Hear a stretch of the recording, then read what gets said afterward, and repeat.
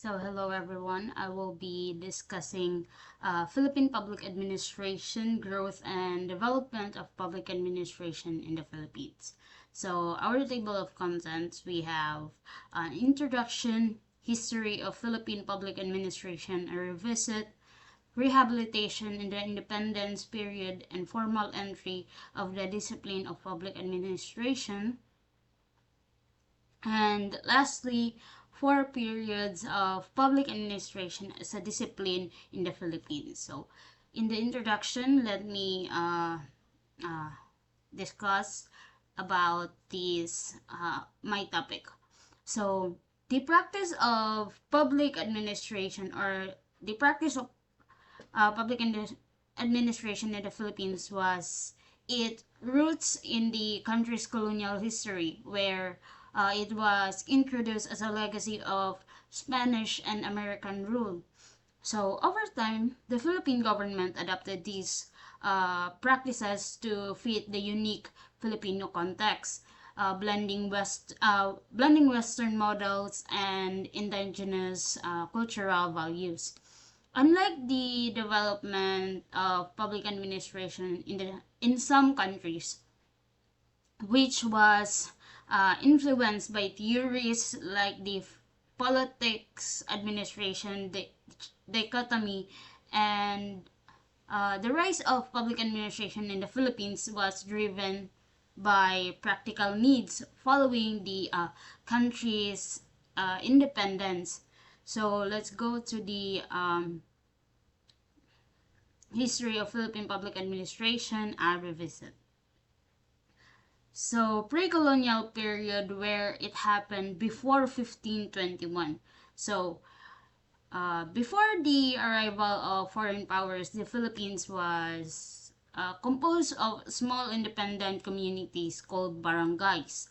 So usually, it consists of 30 to 100 families. So each barangay was led by a datu, who acted as a chief executive and uh, judge and military leader. So, but unlikely for to today's formal government systems, leadership was informal and heavily based on personal traits, just like such as wisdom, bravery, and wealth. So the datu's power wasn't absolute.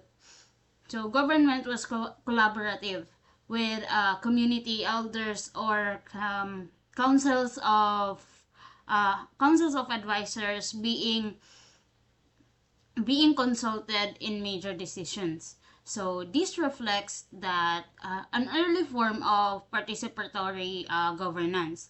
While there was no codified laws or bureaucracies, well, social order was maintained through customary law, or also known as batasan, and also strong kinship ties.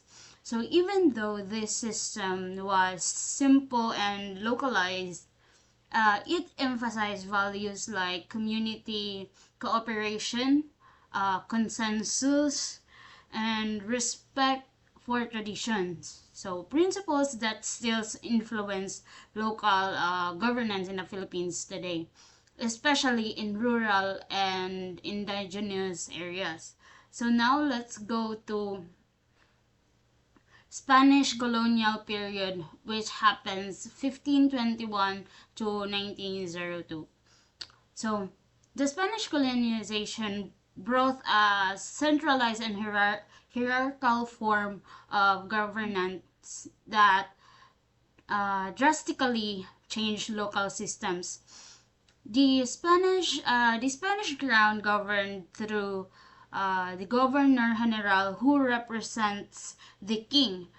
Below him were provincial governors and town mayors, which is also called gobernadorcillos, and many of whom were native elites or principalias co-opted into the colonial administration. However, power was not centralized. dili siya centralized. It was also shared with the church. So the church has a big role in that era. It played a big role in both spiritual and civil matters. So parish priests often acted as de facto town leaders, overseeing everything from education to law enforcement. So public service was uh, not based on merit, but rather on patronage and personal connections and wealth.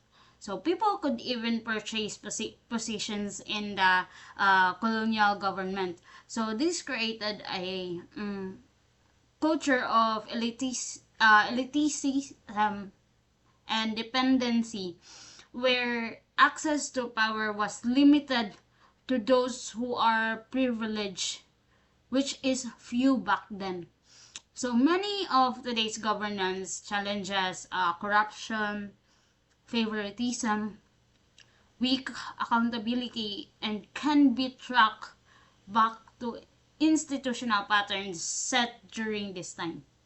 So let's go to um, American colonial period. So which happens in 1990, no, 1900s to 1946. So the American period marked the start of professional public administration in the Philippines. So one of the major actions of the United States was the creation of the Schurman Commission, which called for civil service reform and the promotion of education, public health, and infrastructure development. So in this era, in this period, they introduced the merit system for hiring and promoting government employees, aiming to reduce corruption and political interference. This was a major departure from the Spanish system where patronage ruled. So the civil service became more structured with written exams and qualifications becoming requirements for public office. So the concept of the career service emerged, and Filipinos were increasingly encouraged to view government work as a how do you call this, a respectable profession. At that time, the bureaucracy began to be Filipinized, meaning more locals were placed in position of authorities. So while the American system promoted ideals of efficiency, efficiency, rule of law, and accountability, it also retained centralized control and did not fully address deep-rooted inequalities in society. Nevertheless, the period laid the foundations for the modern civil service system we have today. Now let's have a Commonwealth period. It happened 1935 to 1945. So, the Commonwealth era was a transitional phase meant to prepare the Philippines for full independence. Under the 1935 Constitution, the government sought for to further strengthen the bureaucracy by making it more autonomous and professionalized. So, President Manuel L. Quezon was a strong advocate for civil service reform. He fought against nepotism, cronyism. So sorry for that. Pushing for the government to hire based on merit and integrity and not biased. So this period saw the rise of the Civil Service Commission, or the CSC, as a central agency with more authority to enforce standard in hiring or promoting employees. And importantly, this was also the time when the idea of government being a tool for nation building and social justice gained traction. So the government expanded its roles in education, health, and economic development. So Filipino leadership became more assertive, blending with the American administrative structures with homegrown values and priorities. And the civil service was no longer just about maintaining order, but it was now about serving the people and preparing for self rule. Now let's go to Japanese occupation, which happens in 1941 to 1945. So the Japanese occupation during World War II severely disrupted governance. So natarog dyan niya ang Philippine governance that time, since the existing civil service was largely maintained, but under the control of the Japanese Imperial Army, a puppet regime the Second Philippine Republic under Jose P. Laurel, which was established, but it had very little real authority. So hindi gaano katotoo yung authority nila noon, naging sunod-sunuran sa mga Hapon.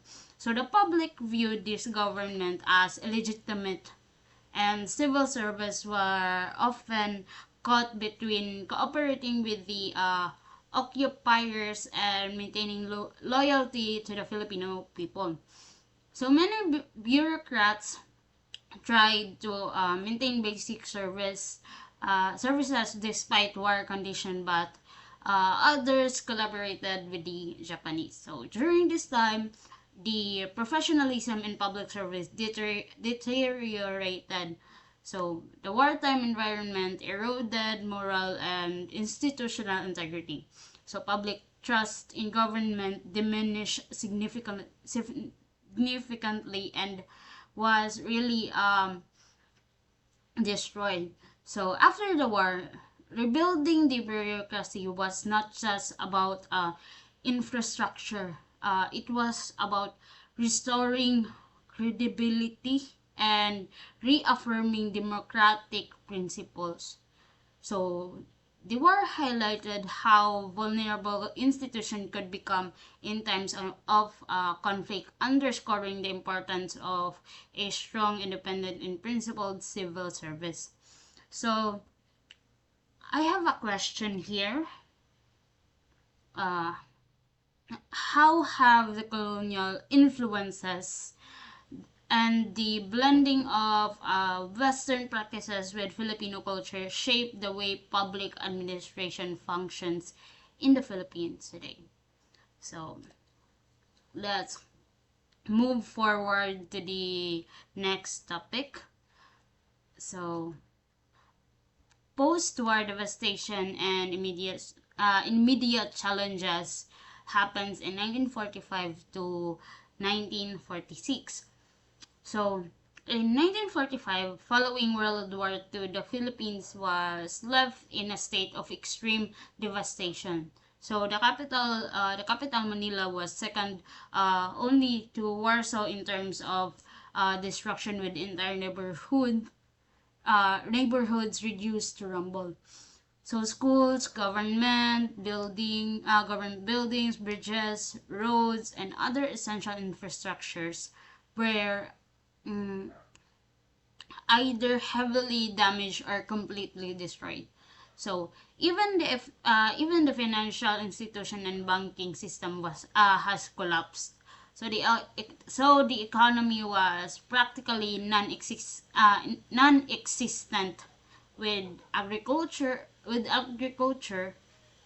Well, the country's main livelihood suffering from destroyed farmlands tools, and also disrupted supply chains.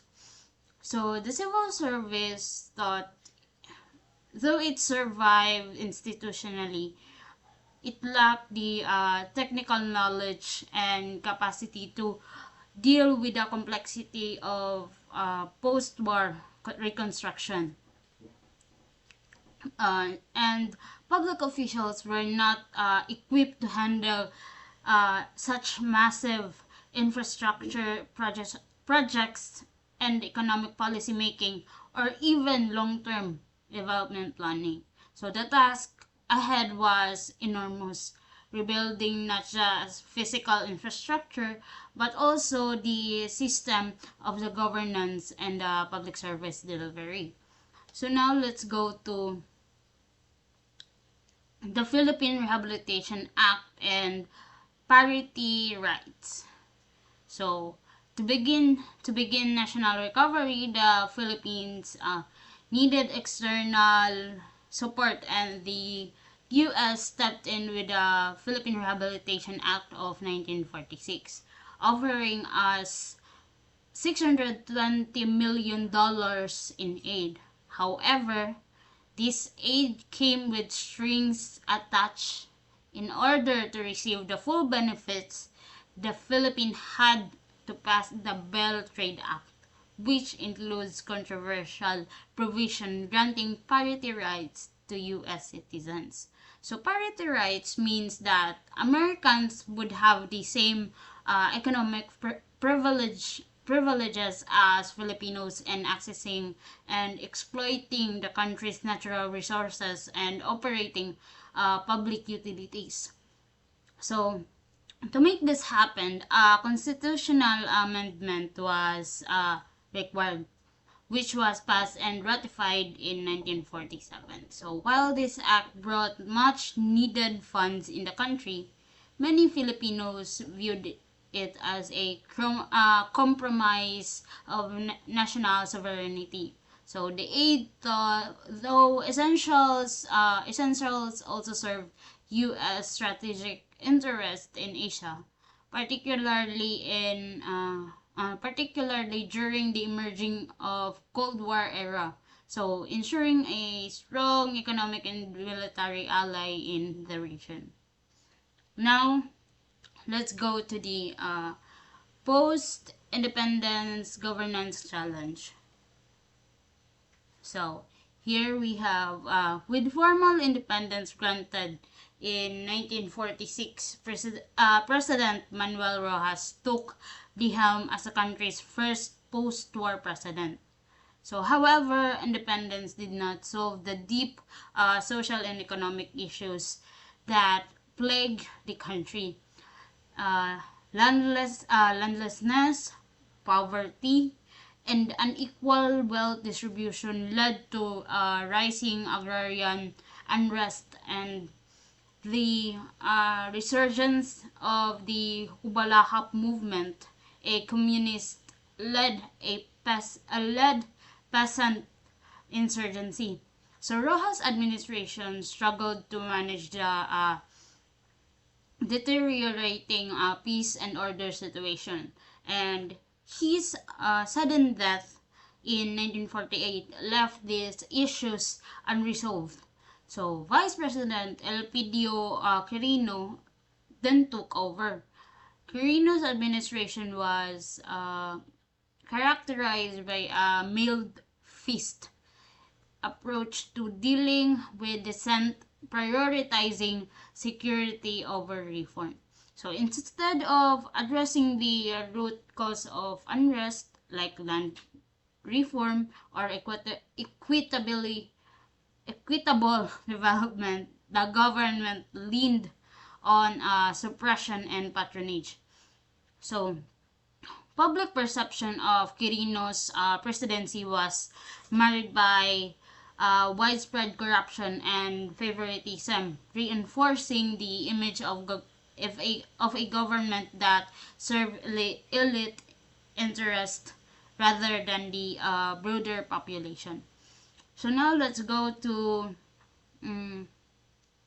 the U.S. U.S.-Philippine Joint Commission and Financial Reforms, which is 1947 onwards. So, amidst political instability and a weak economy, the U.S. and Philippines government established a joint commission to assess the to assess and reform the country's financial economic systems. And the commission's goal were to stabilize government revenues, promote fiscal discipline, and create the foundation of long-term economic planning. So key reforms proposed that included restor- uh, tax restructuring to ensure that the government could collect revenue effectively, as well as the introduction of import controls to protect local industries. So these reforms um, were necessary to keep the post-war economy from spiraling into further decline. So in this period, uh, also mark the beginning of a more structured and technocratic approach to government, guided by external expertise and technical assistance, particularly from American institutions. While helpful, these reforms often reflected a continued dependence on the United States for guidance and oversight in managing internal affairs. Now let's go to the Bell Mission Report. So it happens in 1950. So in 1950, the U.S. sent an economic survey mission to the Philippines, commonly known as the Bell Mission, named after Daniel W. Bell, a former U.S. Treasury official. So this mission was requested by President Quirino to assess the country's economic situation. So the Bell report offered a thorough diagnosis of the country's economic challenges, and it shows inefficiencies in production, massive income inequalities, high unemployment, and imbalance between prices and wages. And it also pointed out the mismatch between government spending and its ability to collect taxes. So the mission recommended broad reforms ranging from implementing a minimum wage to improving the tax system. However, the U.S. again tied its financial support amounting to $250 million to the Philippines government's willingness to implement these recommendations. So this reinforced the notion that U.S. aid was not purely charitable, hindi siya libre, but it is a strategic tool to influence internal policies and ensures alignment with American interest. Now let's go to administration reform recommendations. So one of the most crucial parts of the Bell Mission report focuses on public administration reform. So the U.S. the U.S. recognized that rebuilding the Philippines requires not just financial aid, but also an efficient, competent, and honest bureaucracy. And the recommendations were comprehensive, where the government needed to professionalize and reorganize its administrative machinery to improve delivery. Also, they recommend servants should be hired based on merits, not political connections or uh, or biases, but to promote fairness and efficiency. Also, they have salaries had to be competitive to attract qualified professionals and reduce the temptation of corruptions. Also, training programs and job rotation scheme were advised to build capacity and expose staffs to different roles and challenges. So, and lastly, the departments had needed they needed technical support from trained assistants who could help modernize system and introduce innovation in the governance. So this recommendation laid the groundwork for the formal entry of public administration as a discipline in the Philippines. So over time, these ideas would evolve into academic programs like civil service reforms and professional development initiatives aimed at building a more capable government workforce. So now I have a question, which is, how did the devastation of the Philippines after World War II affect the government's ability to manage post-war reconstruction and governance? So now let's go to our next topic, which is the four periods of public administration in the Philippines. So these slides introduce the historical evolution of public administration in the Philippines, broken down into four key periods. So these are not arbitrary phases, but they reflect how the discipline responded to transitions and institutional needs and academic development. So from its American assisted beginning to current identity as a governance oriented, each phase highlights a growing complexity in the practice and teaching of public administration. So this timeline also mirrors the country's broader political history, from post-war reconstruction, democratic development, martial law, and eventual democratization. So now let's explore how each period shaped not only public administration as a discipline, but also on how government institution function. So first, let's have the beginning, which happened in 1952 to 1956. So public administration in the Philippines formally took root in 1952 with the creation of the Institute of Public Administration, or the IPA, at the University of the Philippines, established through a collaborative agreement with the University of Michigan.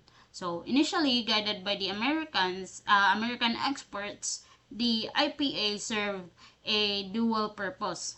One is a training hub for government officials and a center for academic development in public services. So funding from a U.S. Philippine aid agreement made this possible. Key institutional foundation were laid, which is one of this is a specialized public administration library, professional training program, and the beginning of a research culture in governance. So by 1956, Filipino scholars and practitioners had taken over full control in the in this how do you call this, in this aid. So an important shift, it is an important shift that signaled the transition from dependence to localized leadership and scholarship. So now let's go to the foundation and growth, which happens in 1957 to 1972.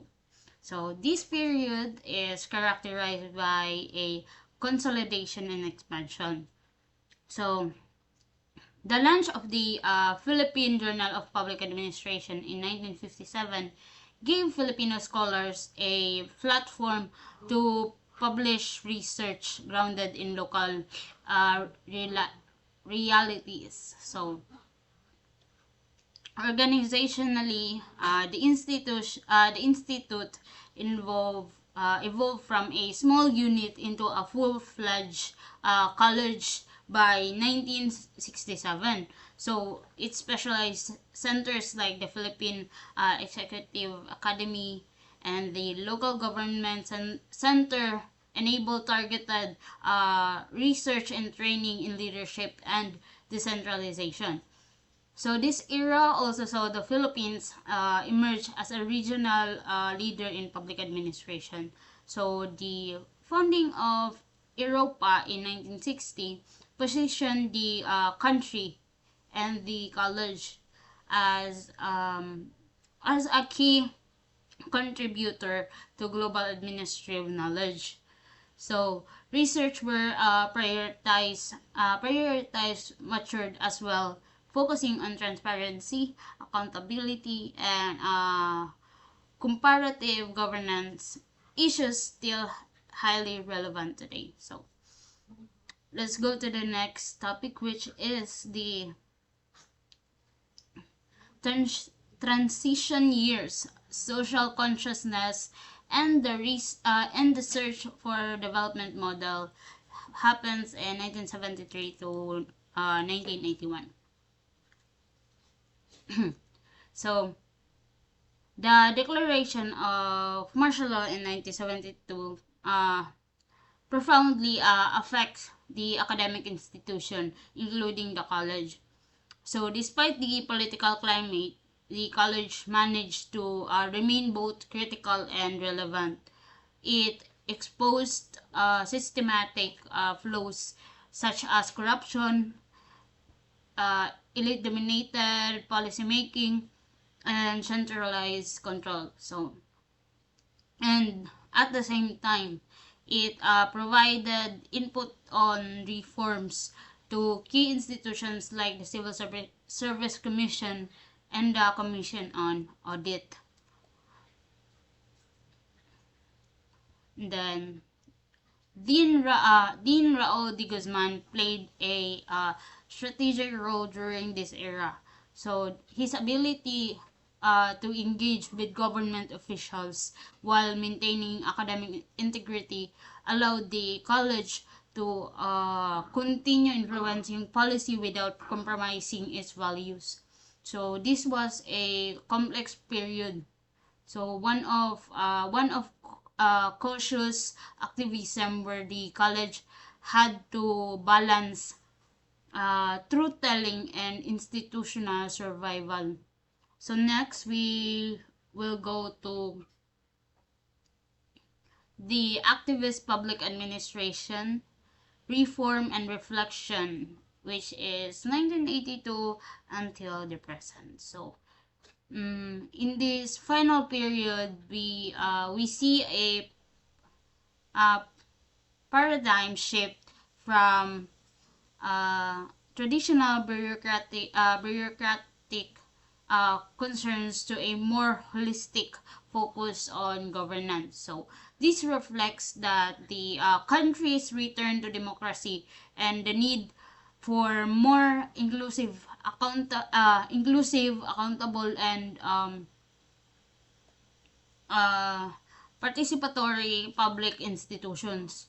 So the transformation into the National College of Public Administration and Governance, or NCPAG, in 1998 reflects this broader scope.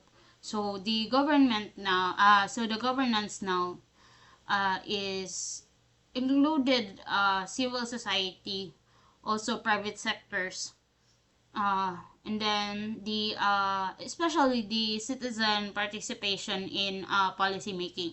So research and curriculum also evolve to address new issues, just like sustainable development, gender mainstreaming, digital governance, and risk reduction.